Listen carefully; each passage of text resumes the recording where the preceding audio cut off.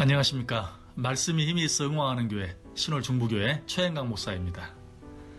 예수님께서 제자들을 향해 하신 말씀 가운데 쉽게 이해하기가 어려운 말씀이 한 구절이 있습니다. 요한복음 16장 7절 말씀인데요. 내가 너희에게 실상을 말하노니 내가 떠나가는 것이 너희에게 유익이라는 말씀입니다. 이 말씀은 예수님께서 우리를 위해 죽어주셔야 할 때가 이른 줄 아시고 제자들을 향해 내가 너희를 떠나야 하겠다라고 말씀하시자 제자들이 근심하는 모습을 보고 예수님께서 그들을 위해 특별히 해주신 말씀입니다. 예수님께서 제자들에게 이렇게 말씀하신 이유가 무엇일까요?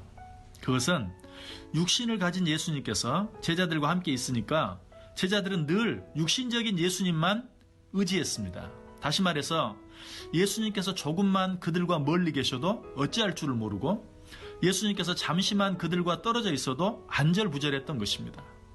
한 가지만 예를 들어보면 예수님과 한 배를 타고 가면서도 예수님께서 주무시고 계시니까 제자들은 어찌할 줄을 모르고 두려워했던 것입니다.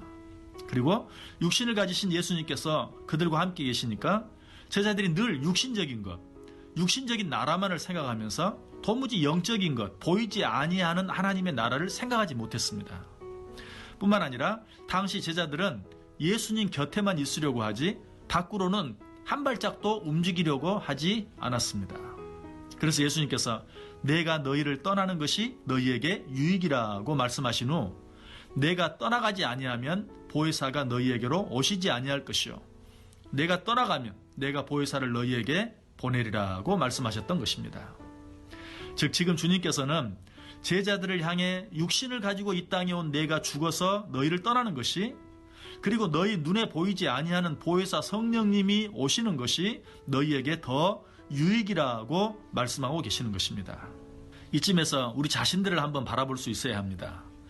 우리도 하나님의 영광을 위해서 살기를 원한다고 하면서 육신적이고 수상적인 생각, 즉 어떻게 하면 성공할 수 있을까? 어떻게 하면 더 높은 자리에 올라갈 수 있고 어떻게 하면 더 많은 돈을 벌 수 있을까? 그리고 한 걸음 더 나아가 그렇게 해야만 내가 더 크게 하나님의 일을 할 수 있고 또 더 큰 영광을 하나님께 돌릴 수 있을 텐데 라는 식의 생각들을 하며 살 때가 너무나 많습니다. 한마디로 하나님을 믿는다고 하면서도 눈에 보이고 손에 잡히는 것들에 대한 생각에서 벗어나지 못하고 살 때가 너무나 많다는 것입니다. 이러한 우리들을 향해서 주님께서는 오늘 뭐라고 말씀하십니까? 너희들은 이 세상에서 어떻게 해서든지 출세하고 또 돈을 많이 벌어야만 하나님의 일을 할 수 있고 또 하나님께 영광을 돌릴 수 있다고 생각하고 있구나. 하지만 내 생각은 너희 생각과 다르다. 오히려 그런 것들이 너희에게 없어야 너희들이 더 영적인 사람이 될 수 있을 것 같구나.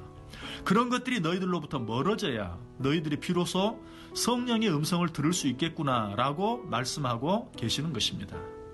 이러한 주님의 마음이 바울에게 주신 음성 속에 잘 나타나 있습니다.